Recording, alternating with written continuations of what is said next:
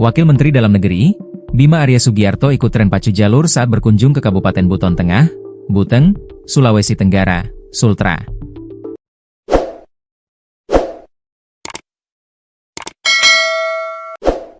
Video yang tampilkan dirinya pacu jalur viral di sosial media usai diunggah pada akun pribadi miliknya, pada Rabu, 23 Juli 2025. Dalam video tersebut, Bima Arya mengenakan pakaian adat Dolomani, berwarna hitam.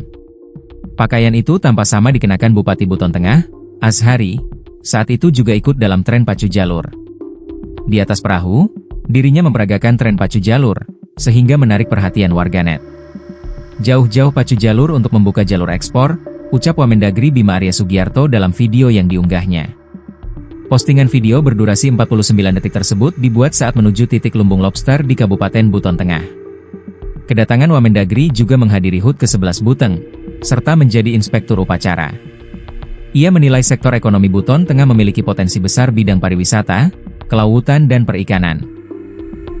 Sektor-sektor ini bisa menjadi motor penggerak ekonomi lokal jika dikelola optimal dan didukung seluruh elemen masyarakat, ungkapnya.